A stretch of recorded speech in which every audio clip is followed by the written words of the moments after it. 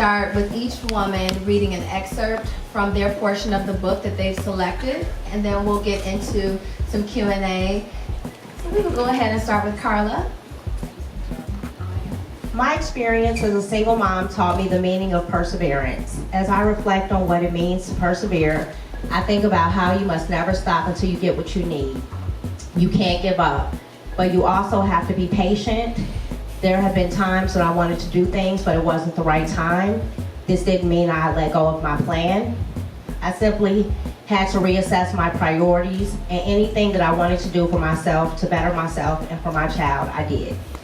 My inner strength is from seeing others flourish, even if it's just little things. There's a mental checkpoint of not ever quitting. No matter how many times I slide back down, I keep getting up. I'm going to get myself together and get back up every single time. As you go through this journey of raising your child as a single mom, the one single piece of advice that I can give is to accept the fact that your child doesn't always have to see you be so strong. It's okay to cry. Your children would then understand that everything is not a whole bed of roses. That level of realization is so necessary. Having real life discussions with our children is important. Children need to understand that perseverance and patience come with time. I believe it is important to seek God and trust in the fact that with every step that is taken, He is right there. There will be so many trials, but what are they really? The plan is already in place as long as we stay focused on the end goal. Stay on course and know that if you just keep going, your ladder will be greater. Brooke was 7 or 8 years old when I became a single mom. I felt like I was trapped in the relationship. I dealt with so much turmoil in our relationship after I gave birth to Brooke. I felt like I couldn't get away. Before I left, there was one particular incident where he had gotten physical, and I called the police. I grabbed a bunch of my stuff and moved in with my parents. I stayed there for a month or two, and then he asked me to come back. And of course, I went back. It might have been 2 years before I moved out permanently, but once I finally made up my mind and realized that I needed to leave, I did. Sometimes when abuse is occurring, you feel like it's because you did something to cause it. You begin to question yourself and actions as if the abuse was your fault. Then you say to yourself, if I didn't do this one thing or hadn't said this one thing, this wouldn't have happened. There was this one instance where nothing happened. He went to work that evening. Before he left home, he kissed us and said, "I love you." When he came back home, I was pretending to be asleep. He just came in,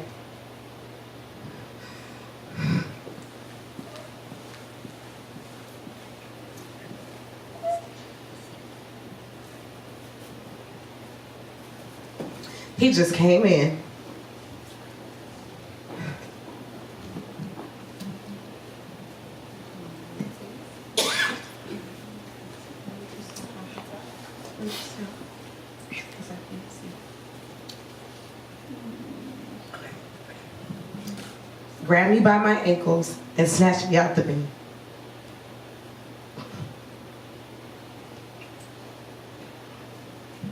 Take your time, sister. There was no argument or anything. At that point, I told myself, this is it. That's when I decided I was leaving. I will never forget that day. It was the day before Father's Day in 2010. My spirit of perseverance is one that I hope will help other women. As you continue to read this book, I hope you realize that you aren't alone. Any challenge that you think you're having, just keep going without looking at it as an obstacle.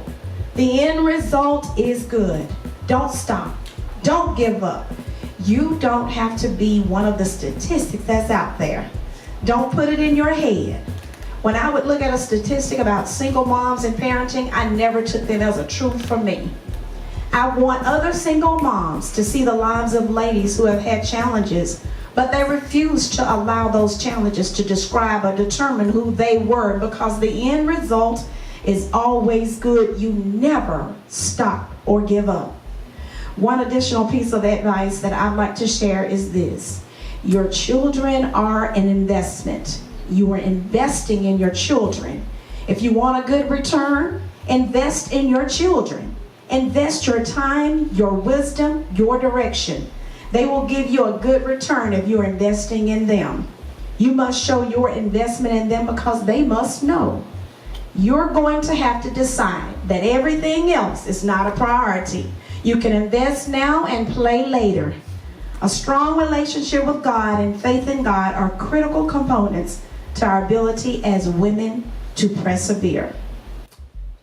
I can still recall the day when I realized that this was it. I had to act because things were not going to get better. My children were young, but still old enough to understand that something wasn't right. Aaliyah and Kamal were in 3rd grade, and Khalees was in kindergarten. Aaliyah said to me, "I don't want to be a statistic, but if divorcing daddy means that you will stop crying and be happy, then you should get a divorce." My heart dropped. How could an 8-year-old come up with such an assessment? She knew that I wasn't happy. She knew that her father and I had not been happy for a long time, and it was evident that our lack of happiness was affecting them. I wiped the tears from their eyes and mine. I told them that we had to get ourselves together. I dropped the children off at school. I also took time to meet with their teachers to inform them about the changes that were occurring in our home. I wanted their teachers to notify me of any changes in their behavior or work ethic. I won't forget the kind words that my children's 3rd grade teacher shared with me. She said, "You're a great mother and an involved parent. Sometimes you have to look out for yourself in order to save your children. We will be here to support you in any way that we can. Now wipe those tears and fight to protect yourself and your children." I wiped the tears away and pulled myself together. I knew that I had to prepare to take care of my children and myself. I couldn't depend on Khalil, nor could I be fearful. As I thought about what needed to be done and the courage needed to move forward, a quote by Rosa Parks came to mind. I have learned over the years that when one's mind is made up, this diminishes fear. Knowing what must be done does away with fear. This was a matter of survival. I believed that God would bless me because he knew my heart and intentions. My faith didn't waver. I received an email from the University of Illinois at Chicago inviting me to interview for a position that I had applied for in December 2012. I completed the first round of interviews and was called back for an in-person interview, and the vice provost and other members of the staff. I was offered a full-time position with benefits at my alma mater and began working at UIC in May 2013. I'm gonna stop there because that was the time, for those of you who may know, I had worked for Chicago Public Schools for 10 years and I had been laid off from my job. So I knew that in order to make a move and make a transition that I had to secure a job. So my plan was to find a job. And once I found that full-time job with benefits, that's when I was able to proceed with the next steps. Now, one thing that stood out in the book, each of these women's sections started with a letter to their younger selves. So I want to start our discussion with asking you, when you wrote your letter to your younger self, do you feel like you were telling your younger self things that you wish you had done, or you were kind of recapping things that had already happened when you wrote that letter? And anyone can answer. I actually feel like I was doing both. I feel like I was recapping some things that had happened and also kind of giving my younger self some advice. Pretty much, not to worry that things would work out. When I had my daughter when I was 16,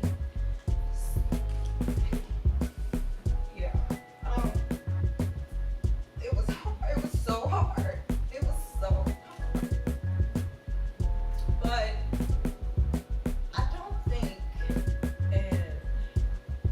don't think that I could have told myself how I was going to be able to do all the stuff that I do even now.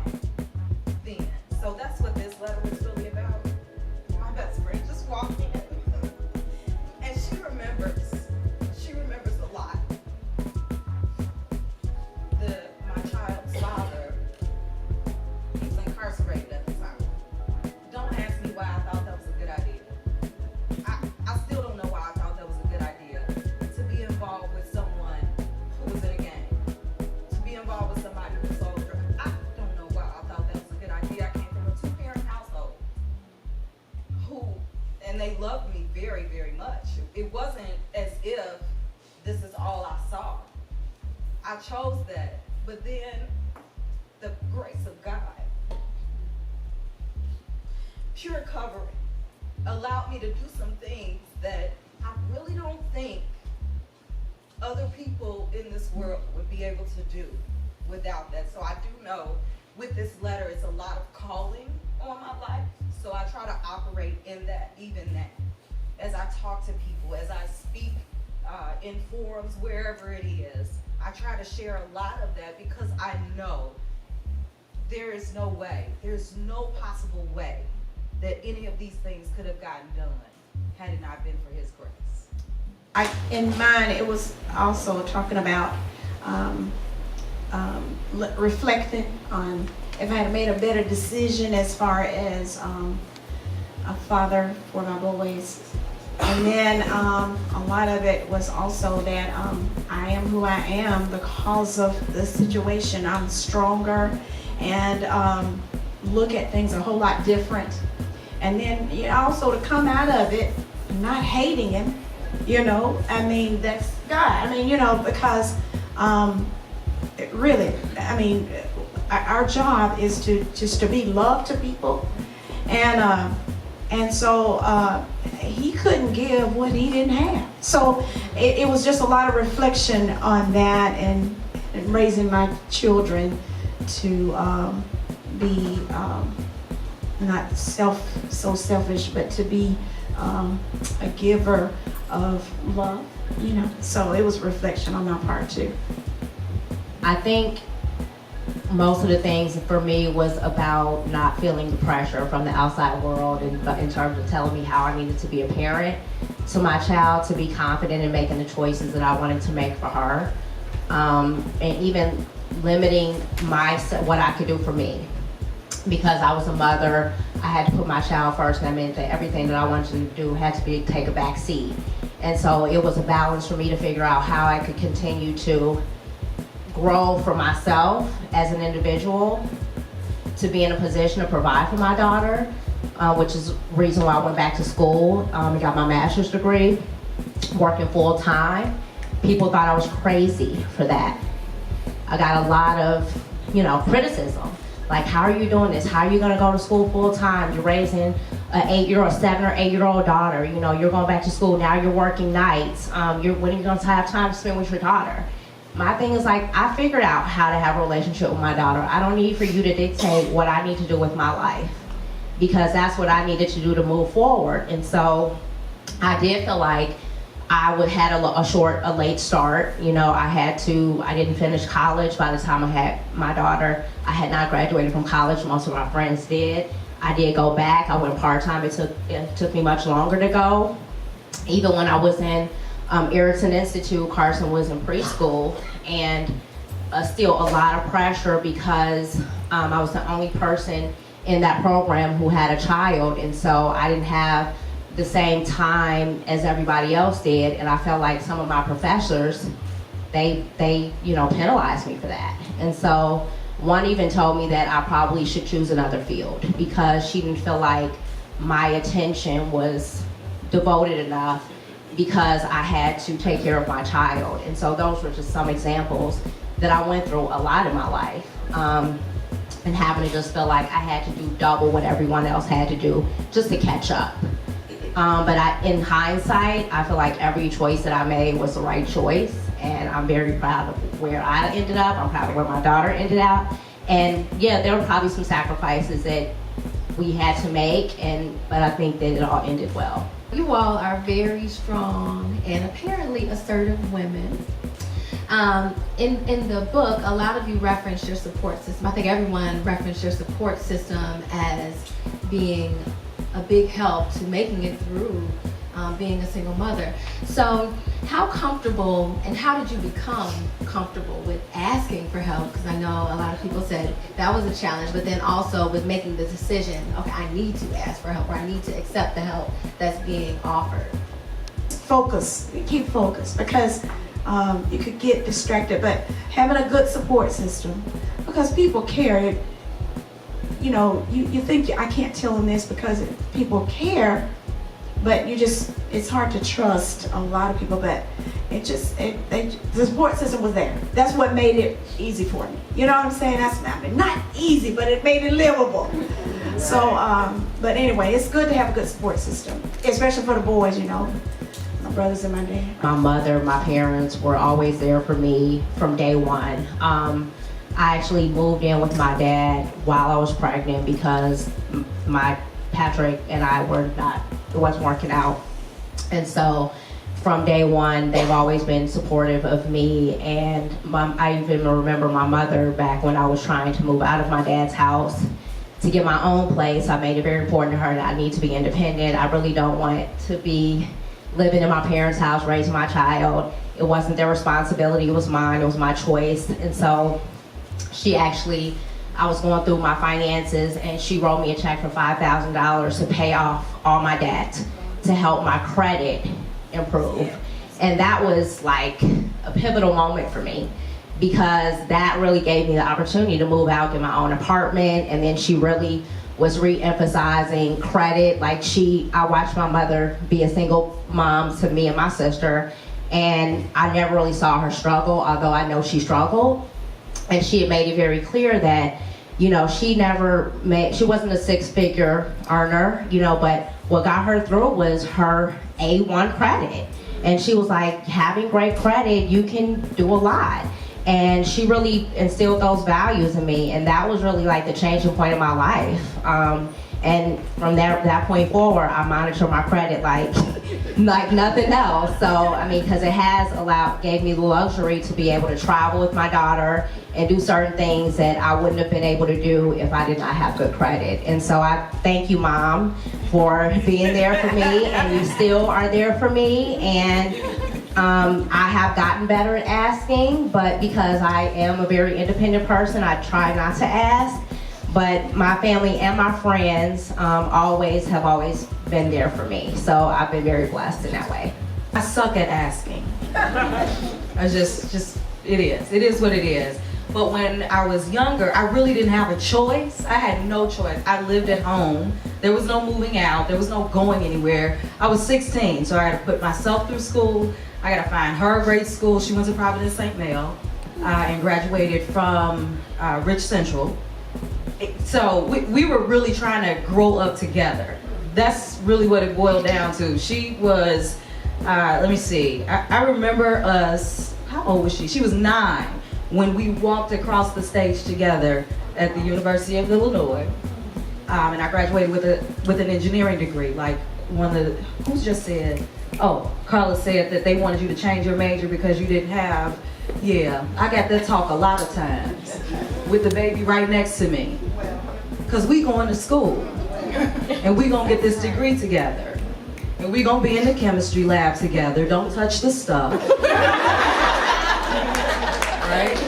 Try not to get dirty with the concrete. I'm full of it, but it doesn't matter. Sit over there and color, do something, because we going to school. We gotta get it done. But it is, what I speak about now is called a circle of excellence. If your circle of excellence is tight and pulled together, you can do anything, anything. What is a circle of excellence? You gotta look at your own self. And that list for real, it's people that's on there probably that don't need to be on there. And if you are not for real with yourself and you halfway thinking they should be on it, take them off. We got work to do. We have lives to change. We have people to inspire and impact. And if that circle of excellence is not tight, mine's sitting back there. Hey y'all. They be at everything. Because when I win, they win. When they win, I win too. So I absolutely believe, and I know these ladies would agree, when that is pulled together and you all are on the same accord, anything is really possible. I think about half of the table was married and made the decision to divorce or was in a committed relationship, and then some of us were younger mothers, so there wasn't a so-called split that had to take place. But for those who made the conscious decision to move past that relationship, I want to see if you can discuss some of the things that influence your decision to prolong that staying in that relationship, and the things that influence your decision to move forward. I know some of you have already mentioned you have parents who were married and they had their opinions, or you had parents who were strong single mothers also that you emulated. So if you could just speak to that decision. I stayed in my marriage probably 10 years longer than I should have. I actually knew before I got married that I shouldn't go through with it. But I have always lived my life where I was trying to please my parents, particularly my father. And I'm a planner, and I had my life mapped out, planned out to a T. And so I wanted to have children. I wanted to be a mother. Now I will say that I don't have any regrets to that end, because I would not have my 3 beautiful children. I struggled to get them here. For those of you who know me, I was on bed rest for 5 months with Kamal and Aaliyah. Almost lost them. I'm sorry, I was on bed rest for 3 months and almost lost them at 5 months. So I prayed for them. And so my decision to remain in that marriage was primarily because my parents were still married. My parents will be married for 49 years on July 25th of this year. And so it took a lot for me, because I honestly feel like I'm the black sheep in the family, because I chose to end my marriage. But I was trying to stay because I did not want my children to grow up in a single parent home. I didn't want them to have to go back and forth. I wanted them to be able to have 2 parents in the home, and I stayed as long as I could. But once I realized that the situation was not going to get any better, I love myself first and foremost. And I think that any man should be lucky to be with me, quite honestly. And if a person does not value me, then it's their loss. And so that was my ex-husband's loss. And I was no longer going to allow myself to be in a situation where the person is getting the best of me but couldn't give that in return. So My mom was a single mom, and so I guess I kind of longed for that, to have that 2-parent household. So I just didn't want to give up. Even though things weren't going well, I still stayed in it for way too long. So I think I longed for that 2-parent household. I didn't want my daughter to grow up without a father figure, because I didn't have that. The reason I was in a marriage that that was not healthy, because I did have parents that were long marriages, and my uncles long marriages. Everybody's long marriage, and they loved each other and respected and honored each other. And that went all peaches and cream, but they wasn't hitting on each other and all that kind of stuff. So that was in my mind. That's what I wanted too. And then another thing about it, domestic violence is not pretty. And I was ashamed, and the guilt of a marriage failing, and so that made me stay longer too. And also, this is another thing, self-esteem. Maybe not self-esteem, but knowing who I was. My marriage defined me, my children defined me, but who was Wendy? And so when I learned that, this is when my eyes start opening to, this is not healthy, this is not good. I know that God loved me no matter what. And his purposes for me to be here was for good and to pour out his love on me. So when I start knowing, okay, he loves me unconditionally, and there were a lot of dynamics in the marriage, I started discovering who I was. And so he couldn't define me by the words he was saying or what he was doing. He couldn't define me anymore. And so I knew that it was going to have to end. I didn't want my boys to think that this is the way you do a lady. This is the way you do your mom. I mean, your wife, somebody you love. This is not how you're supposed to do them. And so all of that, as they started growing up, because my youngest one, I think he was like 1 or 2 when I did make the move. I did not want them to think that this is how you do a lady. You honor and respect her, and in return, honor and respect. That's what I grew up knowing. That's what I knew. But I stayed long because of the shame and condemnation, like guilt, shame and condemnation, and all of that. That's evil stuff right there. That guilt, shame, and condemnation is evil, because it'll make you stay in places you don't need to be, or it make you feel less than what you are, who you are. And so I decided that I'm just gonna go, because it is not worth my children repeating things, and I wanted them to walk in love toward people. And so I made the decision. This is it. I'm gone. And I didn't even tell him. I didn't even tell him that I was leaving, because I had left before, had even gone to a divorce attorney before, and he said, "I'm sorry, we'll make it better." And when I went to the attorney said, "Oh, you'll be back." You know, I'm like, "No, you don't know me. We're going to counseling." And so then I didn't even go back to that attorney, because he was right. And I went back, went to another one, and got the divorce. I left, and like you, I left everything. I didn't even care. I left. I put what I could in that SUV of my children, and I left, and I did not look back. And all I can say, because see, at the time when he was angry, he would say, you're not going to ever amount to anything. You're not going to be this. You're not going to be that. And my mind at the time wanted to agree with that, but I said no.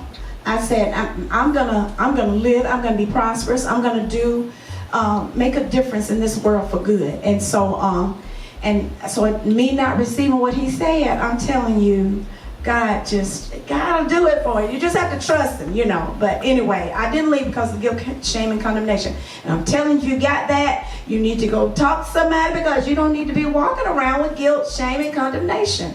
It is bad for you. How did you decide what you would share? And how did you really decide to say yes when Aginah approached you to share your story in this book?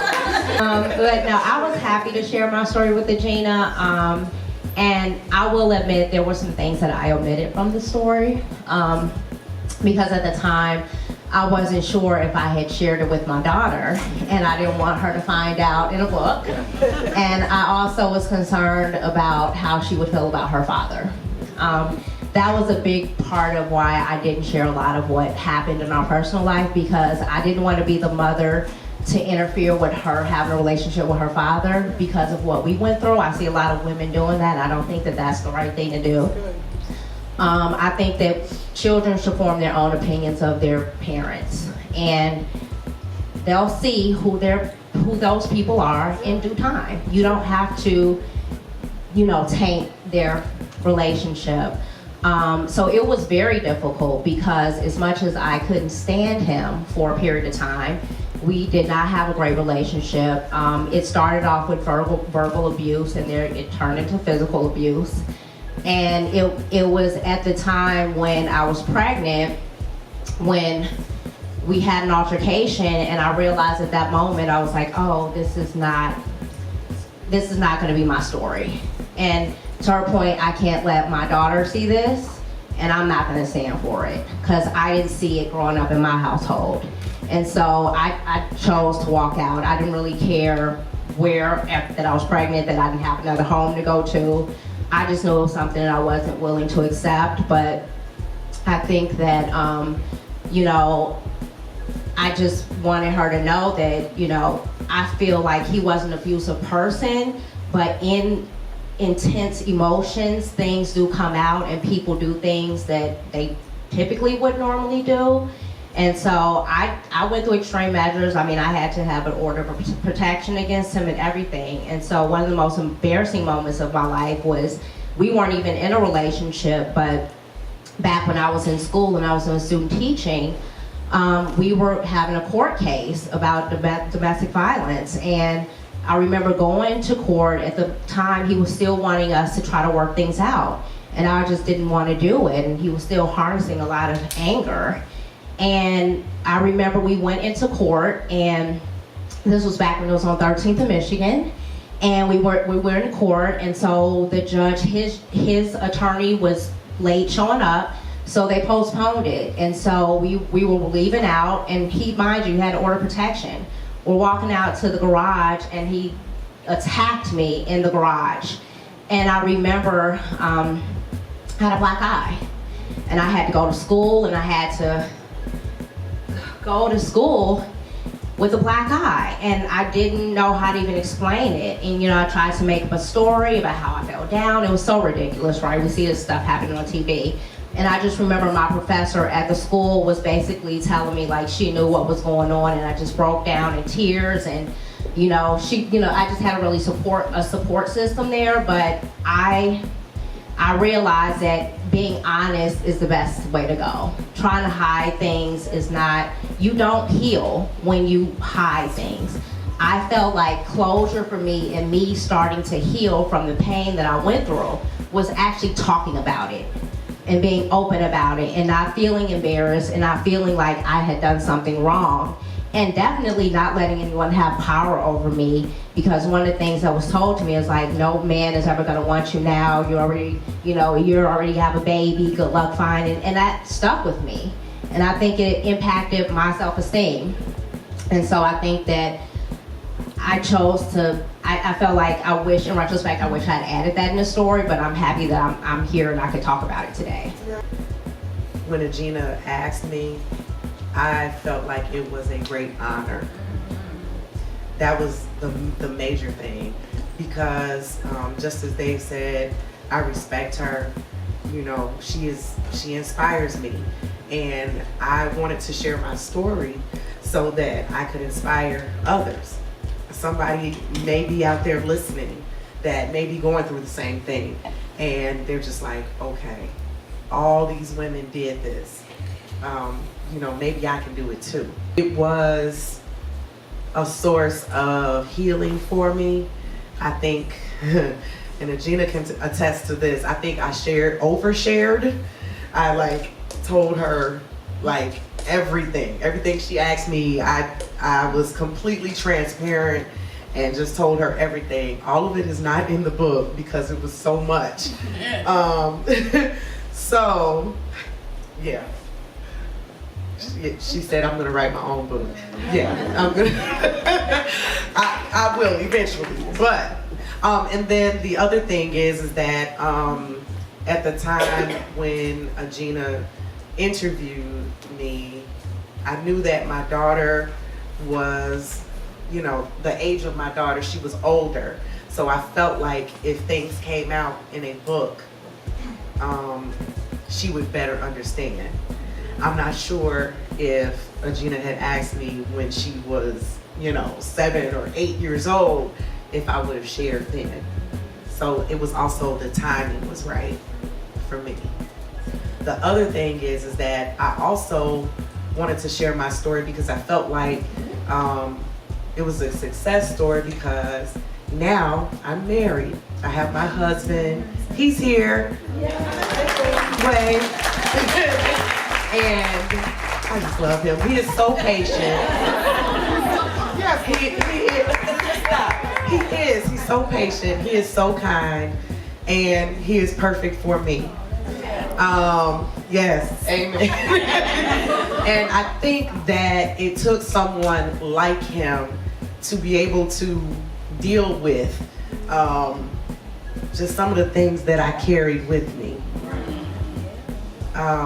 Because I know that it's not always easy dealing with me, because now I feel like I have this different mindset.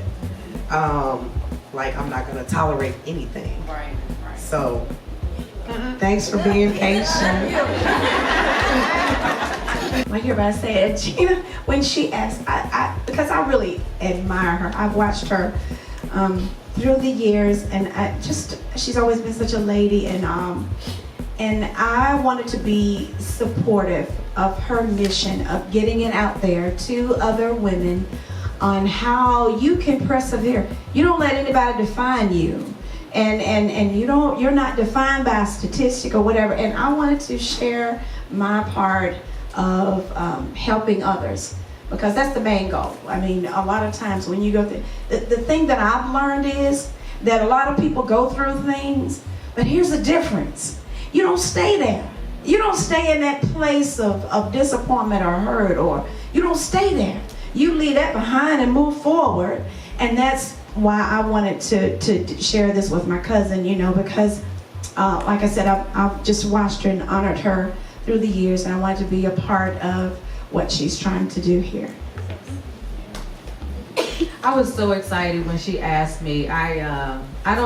You didn't even have to really get the question out fully, I don't think, before I said, yep, no problem. No problem at all. I didn't even know what I was signing up for until I actually started giving out some of this information. And my story is not necessarily for, young girls that are reading it, but for people who are experiencing hard things now. And of course, when you write stuff, you're talking back to yourself too. So if you're experiencing hard things, no matter what those hard things are, it can be 100 of them at one time, because that's what was happening. I got kicked out of Whitney Young. Who does that, right? But then they brought me back. What? I was excited about that. So I left there, went to engineering school. That was hard. Did it. Worked in a really great field. I was one of the, these are just things that I'm telling you so that you understand that it is truly about grace. It is truly about believing that resources will appear. When I left UIC, I was one of the highest paid engineers, and I didn't go into engineering either, which was, they were like, you did all of this and you didn't go into engineering? Nope, because I saw the money somewhere else. So I knew then, in order to create a better life for Ashley, that I had to do some things that were completely out of the box. Like, I could not think inside of what the normal person would, because we were growing up together and she had to see a strong woman even through the trials. So for those of you, again, who are going through hard things, if you've got people around you that are watching you, they're watching you because they see you go through these things, but your example and the things that you're doing is what's going to inspire them to also be greater. Somebody is definitely waiting on you so that they can get to their next level.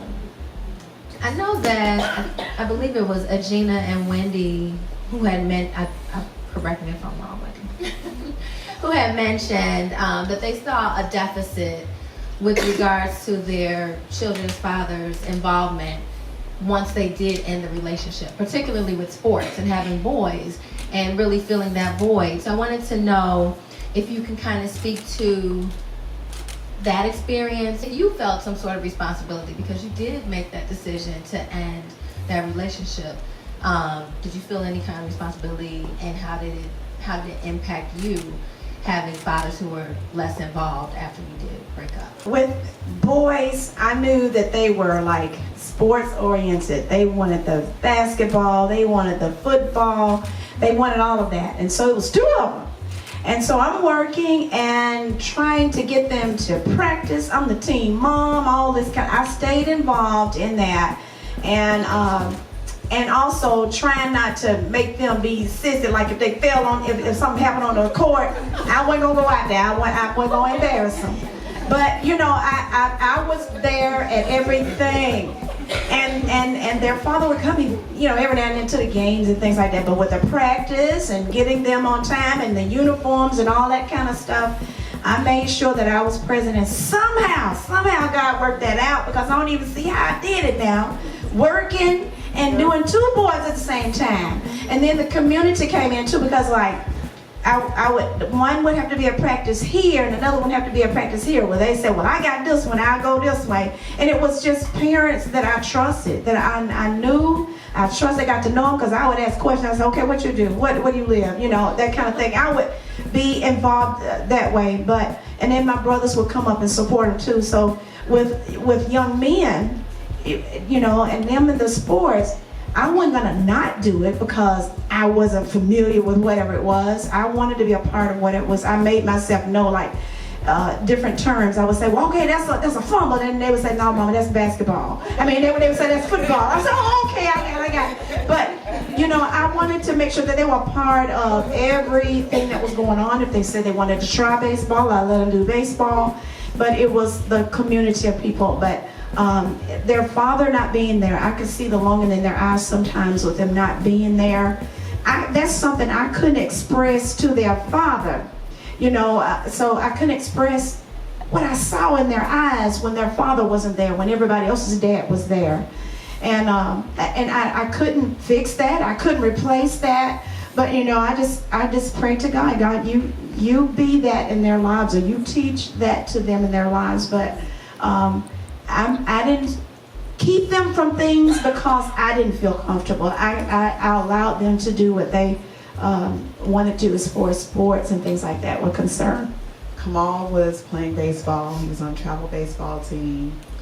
Khalees was on a competition dance team. And I remember when Kamal decided that he was quitting baseball, which hurt my heart. But it was a decision that I allowed him to make. And I remember him saying to me, I had him on a baseball team where we met some awesome people. Got my baseball moms over there. And their husbands were really good with working with Kamal. My friend Nicole Brookins, her husband would come over and practice with Kamal. But I remember him saying that he was on this team and all of his teammates had their dads there and they were involved. And that hurt me. But I was fortunate enough, even during that time, many of you all know I did date someone for 5 years. And he would travel and come to, if there was a baseball game in Wisconsin, he would travel from Minneapolis and come to Wisconsin and watch my son at his game. He would buy him equipment or whatever it was that he needed, contribute to that. And I think that meant a lot to him as well. But, you know, I had to allow Kamal to make his own decision. And he did try to come back to baseball. However, he didn't go with the program. I needed him to play in high school so he could get a scholarship. I can't pay for travel baseball and you just want to play for fun.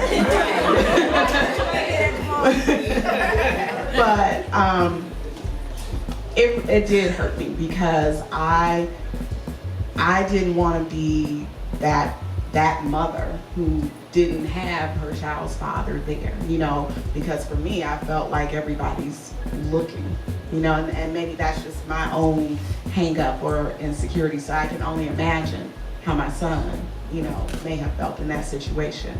But my hope and my prayer is that when he becomes of age and gets married, that he will be an outstanding father and do all of the things that he would want his father to do for him, for his own children.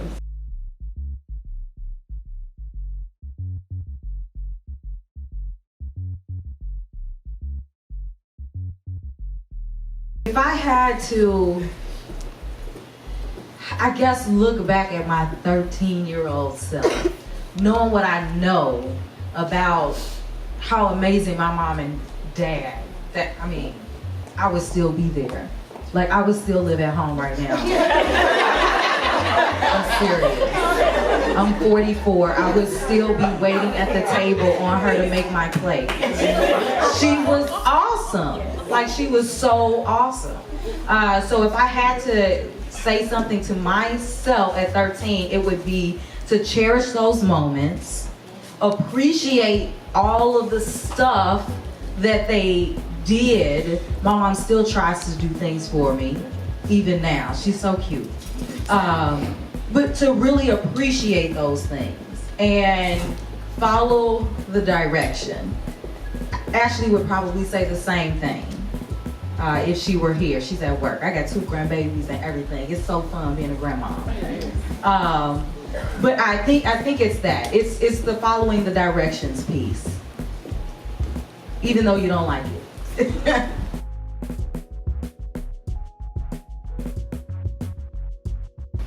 didn't have a plan. I just needed to leave. That was it. I remember, so when that last incident, when I said, this is it, I remember I was teaching summer school. Yeah, I was getting ready. I think I was getting ready to start teaching summer school, or I was already. And I just remember being on the computer trying to find apartments and trying to get away. And I was just going to use whatever money I got from that summer school check. And that was it. I wish that I had planned a little bit better and had been saving, but I didn't know that moment was going to happen, and that was when I had enough. So I didn't have a plan. I was still a college student and was working a part-time job and was really full-time. So probably the first year of her life, I did rely on public assistance. I went to WIC to get milk and stuff, but didn't really qualify for anything else. But my plan wasn't to be dependent on anyone. I just had to make it check by check. And that was really my plan until I was able to earn more money and have a better savings plan. Probably the biggest regret was taking out a bunch of student loan debt.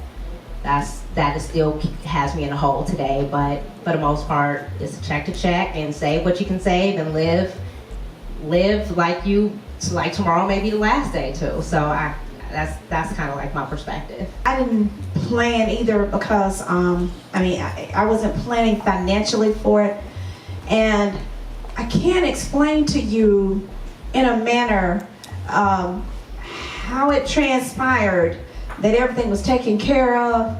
All I know, because in order to help somebody else plan financially, to help explain that, you are setting yourself up, because that means you're going to be staying wherever you are longer or whatever. I can't explain to you. All I know is that it worked out. I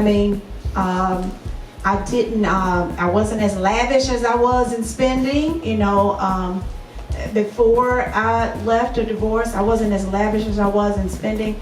So that's one way. You had to be a little bit disciplined, and then just prioritize as far as financial is concerned. But as far as getting yourself to a point, okay, now it's time to leave, I don't think you'll ever get there unless you're just wealthy, But I can't explain to you how it happened, but it did. Everything was in place. And I wish I could give you a better answer. But that's what I 2009, I think, is when I got laid off from Chicago Public Schools. Earlier in that year, I received confirmation, or I was made aware that my ex-husband, my husband at the time, had not been faithful. And I didn't say anything because I had to figure out what my strategy was going to be.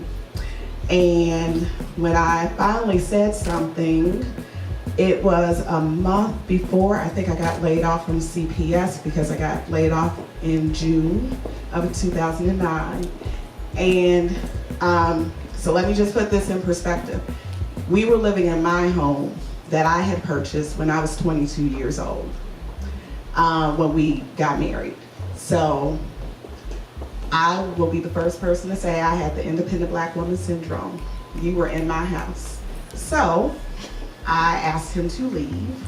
And then he asked to come back.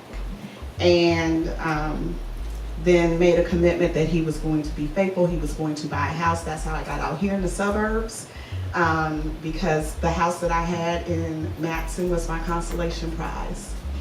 And I was laid off, and I said it was cheaper for you to keep me, and I was going to get my PhD. And I was a stay-at-home mother for 4 years. And then after I got my PhD, and I learned again that it did not stop. The lies did not stop. That's when I had to start to put money aside, or, and I will say this, I don't talk about it in the book because I try not to disclose too much financial information, so to speak, but my father did pay off some of my bills that I had because I was not working. Didn't pay off that massive student loan debt that I still have. I'm responsible for that. But he paid off some of my bills. Nobody knew. My parents did not know that I was planning to get a divorce. They had no clue. Nobody knew what was going on in my marriage for years. And so my plan was, like I mentioned earlier, to get a job. And then, fortunately, one thing that I didn't realize at the time, I used to be so upset that we didn't have bills together. We didn't have a joint savings account. We had a joint checking account, but everything was separate. And that made me a little upset. But in the end, it was easier for me to get a divorce.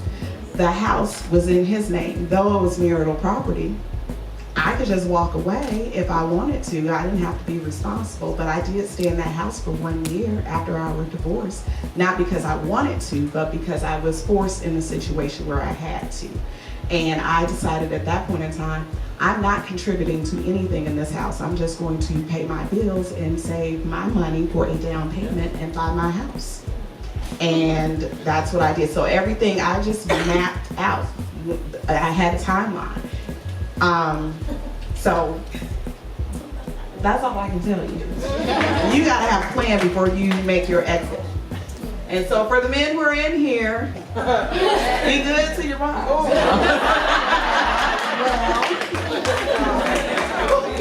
I also feel like God will make a way, and He has always made a way for me. So. But before we end, I wanted to say thank you so much to each of these women, not only for sharing your story and inspiring us in the book, but also for giving us a little more details and insight on this panel. So if we can just end with just a quick little, I know you give advice in the book, but just a quick little last note that you would like to share with everyone. Although I love my daughter to death and I'm happy she's here, I would have waited until I got my degree and I was, independent myself to be able to really provide for her without as much of a struggle.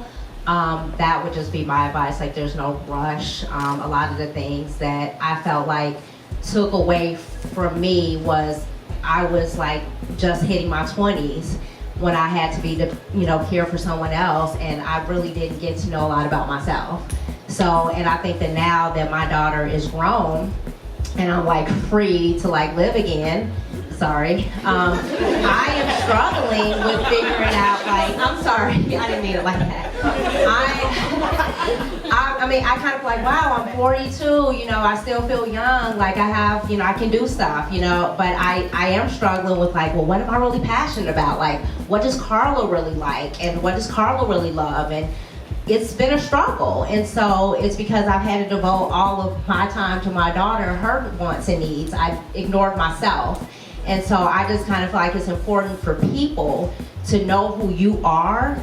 And I feel like it does take time for you to get to know who you are. And 20s are like the prime time of your life to learn who you are and to make those mistakes and still feel like you can recover. And so although I'm learning that about myself now, it's still a joy to be where I am with my daughter, so I wouldn't take that back. Quick little note, women, you are way too important to put up with things that endanger you. That's pretty much my quick little tidbit. And then you just gotta have your faith in God. That's it. I know that's what brought me through. I know that was the only way that I did it was my faith in God and just praying. A lot of friends didn't even know what was going on. I kind of kept to myself. So my circle of friends was very small. I'm thinking about what Carla said about finding yourself and knowing who you are, because I feel like now I'm at that point where I'm, doing more things with my friends and traveling more, just having more fun. So that's important. Just make time for yourself. You are way too important. Okay, quick note, with Carla and with you, Leslie, is to know yourself. See, this is the thing.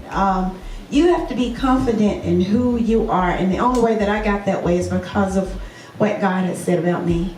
If He loved me, and that He gave His Son for, if He did all of that for me, He loved me, then I'm important. And so when you know who you are, you got to find out who God says you are. When you know who you are, then you don't fall for anything, because you're looking for love here, looking for love there, and they're not. A man is not going to be able to satisfy you. You got to be a whole person. I used to hear the thing about this my better half, this my better half. You got to be a whole person with a whole person in order to be whole. And so you got to know who you are and believe in who you are. You know, and I'm telling you, the confidence comes when you know who you are. And it's not that, and you have the, and you gotta know what love is. You gotta have the ability to love somebody else. If you don't know it yourself, you're not gonna be able to give it. And so I had to know what love was, because I love men. I love my husband looking for me today. So come on, player, yeah.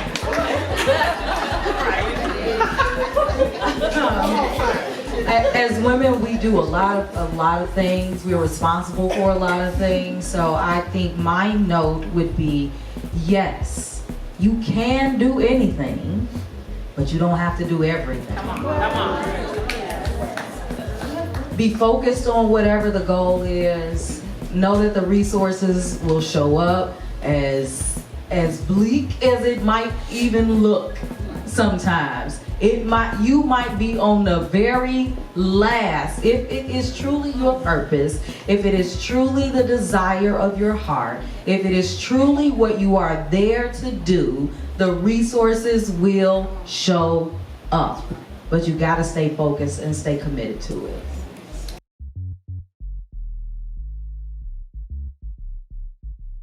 I'll probably just introduce her as Dr. Aginah M since they said formally, but I know her as Mommy, and well, I also know, well, to me she's like both parents, because she acts as a mom and a dad to me. She's done so much for us, and even though she, like, you know, she loves herself more. She would do anything for us, especially me. And I'm her mini me. And like she said before, how she had her whole life planned out, and it wasn't like as it was supposed to be. I think that your life changed for the better, and I think that yeah, my speech is better than yours. Anyway, I think that your life changed for the better, and I think that the fact that you did all of this on your own is amazing. And just know that you're great. You're right, anybody would be lucky to have you. And you're teaching us well, you taught us well, and you taught me and Aaliyah how a woman should be, and you taught and you're teaching Kamal how a man should be to his children, because you know, that he wasn't really there, but yeah. You had the great responsibility of not only telling your story, but telling the stories of 5 other women. So can you just kind of discuss how you dealt with that responsibility and how you really stayed true to making sure that you were speaking in their voice as much as possible? So, my writing coach over there, Kara, she was the one who worked with me. And it was stressful. It was a challenge because I wanted the readers to be able to hear their voice. So I listened to the recording, listened to the interviews over and over and over again. You know, for Leslie in particular, there was a lot of her story that I knew because we've been friends for over 25 years. And so there were things that I knew about and then things that I didn't know that I realized that she had kept from me. And I wanted to make sure that with all of their stories that it was authentic and transparent where people could relate, but that I was also still protecting individuals, you know. So it was a challenge. One thing you mentioned was in the book, not being a statistic, not wanting to be a statistic. Can you kind of talk about how you overcame that thought process, or even as it relates to your children, how you helped them to overcome that thought process of being a statistic? I think when I started to open up and talk to other people and seeing other women as examples. So like Wendy talks about how, you know, she's watched me. I watched her because she's raised 2 boys and I have a son. And so, you know, I'm just looking at what is she doing. And so when I really allowed myself to become a little bit more open with talking to other women and asking questions that made me feel better, because I realized I wasn't the only one.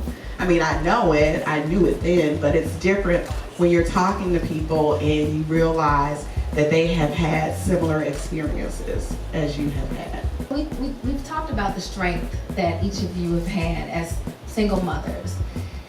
You said something else in your book that really touched me as you modeling that strength for your children. You said, I wiped the tears from their eyes and mine. I told them that we had to get ourselves together. I don't know about you all, but to me that was just so powerful. Yeah. Can you kind of talk about that statement and what was going on in your mind and what the intentionality was behind that? We were sitting in my bathroom in my home in Matson, and something had happened at my home, and everybody was just kind of distraught. And I knew that they were looking to me for some guidance, for some answers, like, okay, what's next? And I wanted them to know that it's okay for them to see me cry, but it's also, you know, you can wipe those tears and then keep it moving. We can cry a little bit later, but now we got to think and we've got to act. So I'm very transparent with my children. A lot of my friends say that I tell too much, I share too much, I'm too honest, but I actually do that because I don't think that they get the honesty and the transparency from their other parent that they should. And so I don't want my children to ever think that I'm hiding anything or I'm keeping secrets. So sometimes we may not be able to draw the line because they do know too much, but that's important to me, the communication, open lines of communication. I want them to always know that, you know, like Khalees said, that I play both parents, which I don't really try to, because I believe there should be a balance. But I want them to know that while I can be stern, I can also be loving and show some emotions too, and that that's okay. In regards to making the decision to date, can you kind of talk about how you came to that point where you felt comfortable, okay, enough time has passed, or okay, I think my children are maybe healed enough, or they're in a position where I can consider dating. And then as you mentioned, you had a very long-term relationship. How did you feel and how did you navigate that whole decision-making process of entering into a more serious relationship? So I didn't really think about dating when I decided to date. So the person that I was dating, we were friends. We had known each other. We had mutual friends. His best friend was dating my best friend, my best friend from high school. So he was the best man in the wedding. I was the maid of honor in the wedding. And he lived in Eden Prairie, Minnesota. So for me, it worked because my children didn't have to meet him. I can see whether or not you're somebody who's going to be worthy of coming around my children, because I do not believe in bringing any and everyone around my children. And so he and I dated for a while. We were flying back and forth. So when my children were at my ex-husband's house for the weekend, I was usually in Minneapolis for the weekend. And when I finally decided to introduce them, I don't know, it may have been a year, almost close to a year before they even met him. And because I needed to know what type of person he was. And I remember him saying that he always wanted, his goal or his job was to make sure that my daughters knew how a man was supposed to treat a woman and how my son is supposed to treat a woman, you know. And so they called him Mr. Smith for a long time. And he did pass away in September. So, and that was unexpected. But even with that, so it worked because it was a long distance relationship, I think. I don't think I could have ever at that time, like after my divorce, dated somebody, you know, locally. That would not have worked. And even now, the dating, I don't know. I have to learn how to do that all over again, I think. But you and Deatra, who again is not here this evening, but in the book you talked about seeing red flags. And I think that's something really important to discuss before getting married or before really getting serious about someone.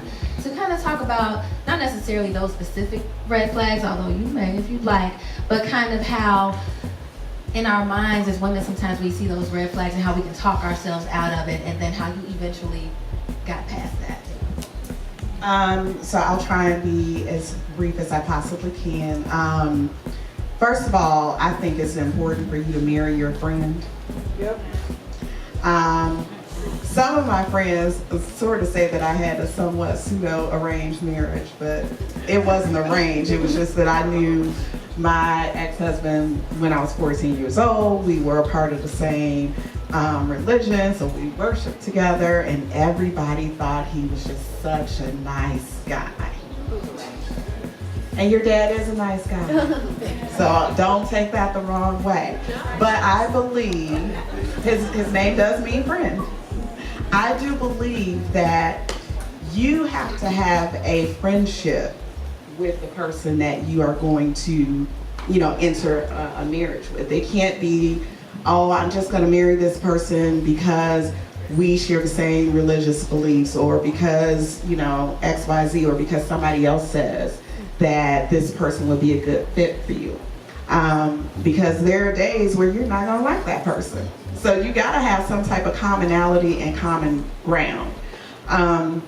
But the red flags that I saw, particularly in terms of parenting, I will say this: when we were together, he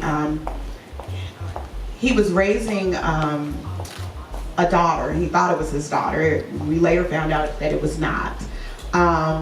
And I just remember thinking in my mind that the reason why he wasn't spending a lot of time with her, or when he would get her for the weekend, he would just drop her off to his mother's house, was because, oh, he got that girl pregnant when she was, you know, young, or they weren't married. So I had my own, you know, biases, I think, about single parenting even at that time. And so when he would say things to his daughter like, I don't have money for that, and I know he goes to work every single day and works overtime, and now only to see that manifest with my own children. So those, I saw how he was as a father to his daughter, but I just assumed, oh, that's not going to be me. And I also thought of him as my project. And women, we have a really bad habit of trying to get a man and fix him up. We do not have time to fix up anybody. So, he was my project, and I tried.